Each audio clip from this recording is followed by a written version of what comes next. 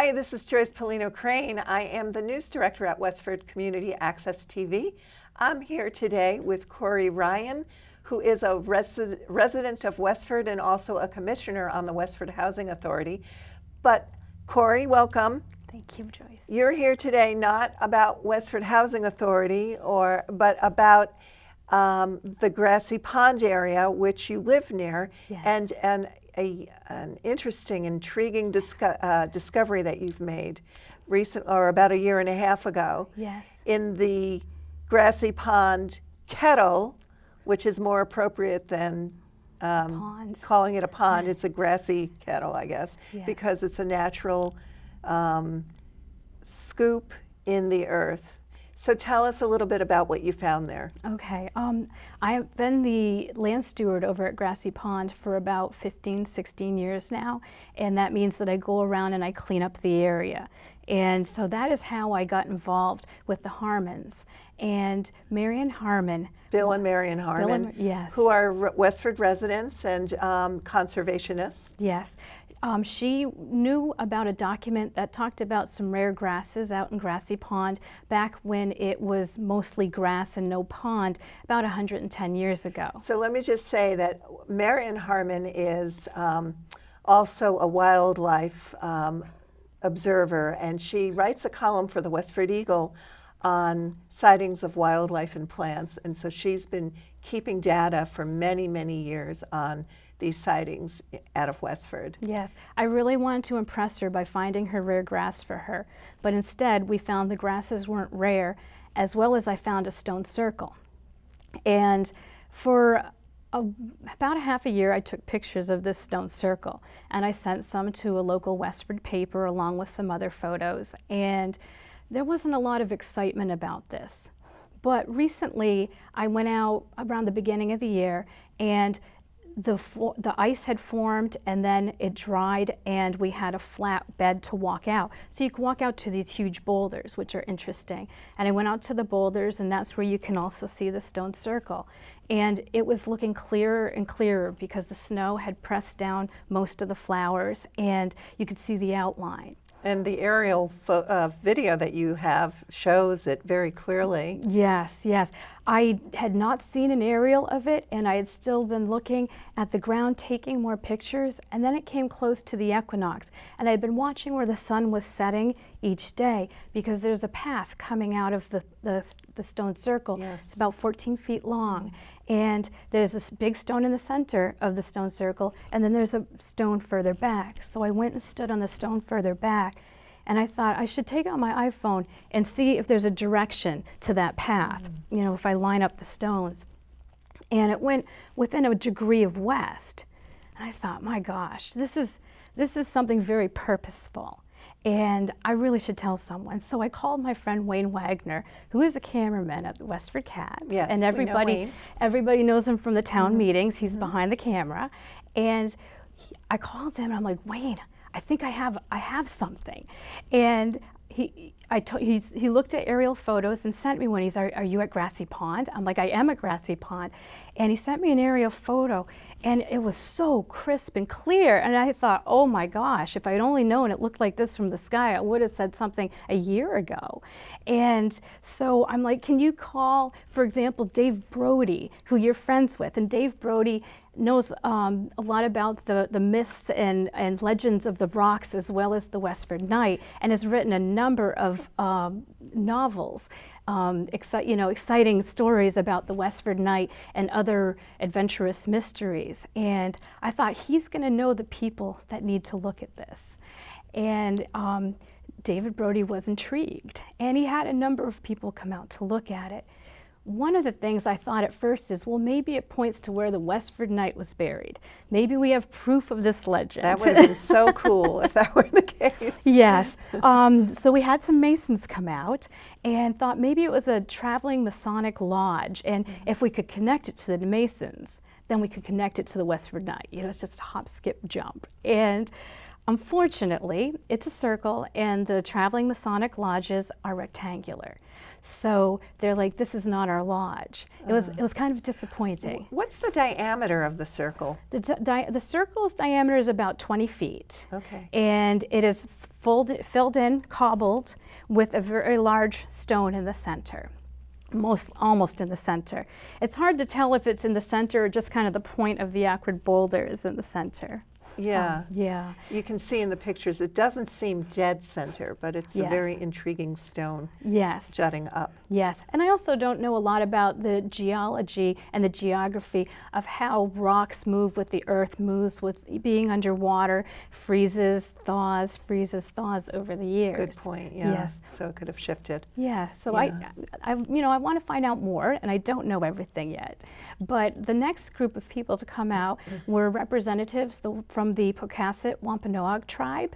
And they're in New Hampshire? They are in Rhode Island. Rhode Island. Yes. Sorry, you did tell me that. Yes, in Rhode Island. And they came out, and before they got to the circle, they asked me some questions. They asked if the water in the pond came from a ground source, from a stream, or only from the sky. And I said it's only from precipitation. It fills up when we have a lot of precipitation, and then in drier times, like 2002, it was very low. And again in 2016, we saw it become low again. In 2017, probably the lowest that anyone in town has ever remembered it. And then they asked me, is the stone circle filled in with other stones? I'm like, yes. What would make them ask that? They asked me if there were a lot of turtles in the area. I'm like, yes, as a matter of fact. They're like, is it usually very muddy? I'm like, it is.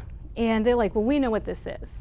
And to have them just conclude that, when they're like, okay, let's go look at it now, was pretty exciting. And the area that we would call a kettle, as you had mentioned, they call this one in particular would be a tunapasog, which means a muddy turtle.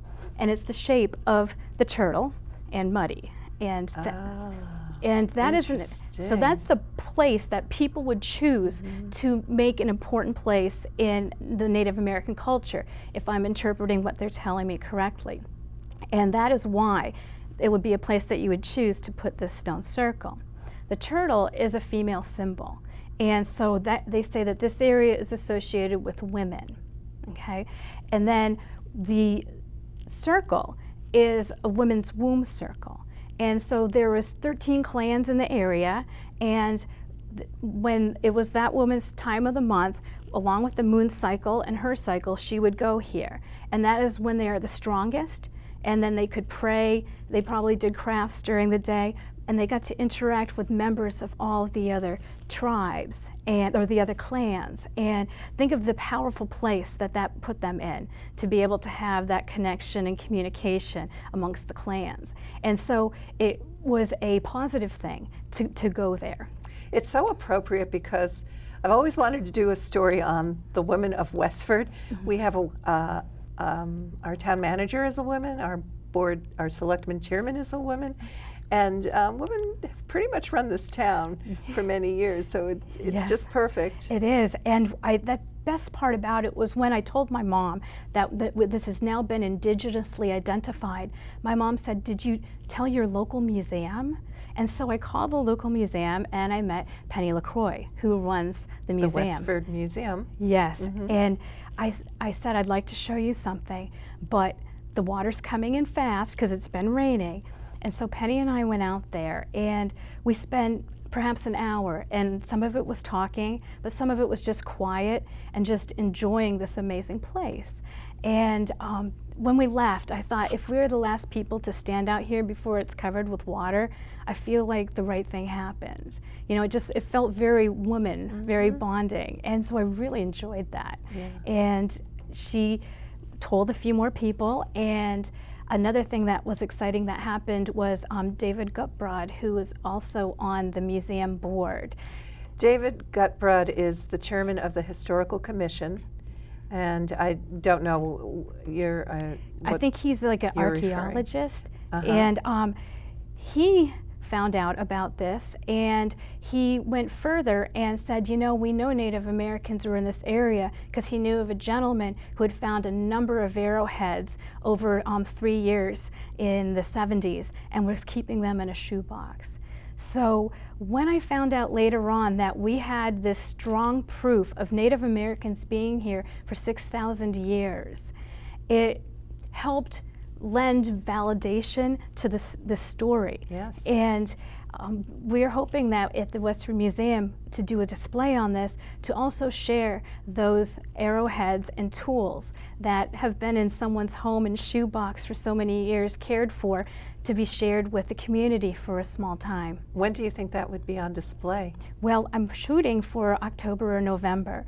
October is interesting because it's Archaeology Month. And in Archaeology Month, I think this is appropriate because we know some things about it, but there's a lot we don't know. And that's a lot of what archaeology is you think you've solved it, but then more evidence comes in and the story changes. And you do the best you can with the information you have at the time. I think that November would also be nice because it's Native American Heritage Month.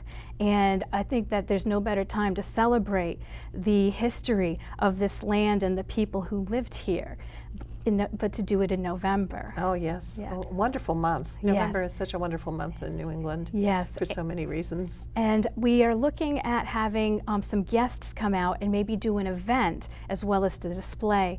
I've been talking to someone down at the Institute of Native American Studies down in Connecticut. And they have an expertise in Native American stone circles, lines, maps, directions. There's a lot of stone structures in New England left over from Native American culture that the people had built. And they're very interested in this circle that we have. And so they would like to come up and talk about other similar circles in the area and other Native American heritage aspects in New England. So I think that would be nice. Yeah. We also hope to have members from the Wampanoag tribe come up, and also before, Wampanoag were not the tribe that lived here. It was the Massachusetts tribe, is what they told me. And while we were out there looking at the circle, they called a member from the Massachusetts tribe to come out, Strong Medicine Bear, and he came out with his children, and they got to look at the circle, and he is a descendant, and his daughter, of the people that built that. And so that was very exciting. So I'm hoping that this is not just an event for people of Westford. I think it is an event that is far-reaching and would have a lot of interest to people, not just from Westford. So we just have a few minutes left, and I just wanted to ask you a little bit about what about your background made you aware. I don't think I don't think that just anybody walking around Grassy Pond would have noticed this. Yeah. So what is it about your background that helped you to notice this? Okay, my background is also what made me not believe myself. I do have a hobby of Native American calendars and markings that they have on stones for different times of the year, for seasons, like if you go out to Chaco Culture Center. Also windows that when the sunlight comes through on the solstice, it'll hit a square on a wall on the other side. And so it's like an archaeology sort of interest that I have. But also I've been out to Europe and England, Ireland, Scotland, and looked at a lot of their stone circles. And I've just always had an interest in this area. And so for me to find a stone circle right a stone's throw from my own house seems absolutely ridiculous. And so for the longest time I doubted myself, and I'm like, I'm seeing it because I've seen so many.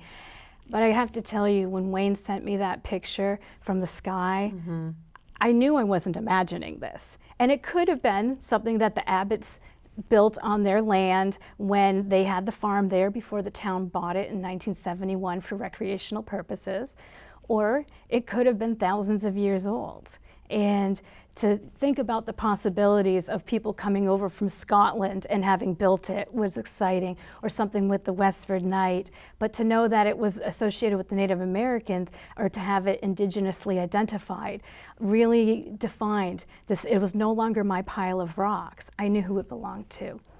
Well, thank you so much, Cori, for coming in today and giving us this overview of Grassy Pond and what you found there. For Westford Cat News, this is Joyce Pellino Crane. See you around town.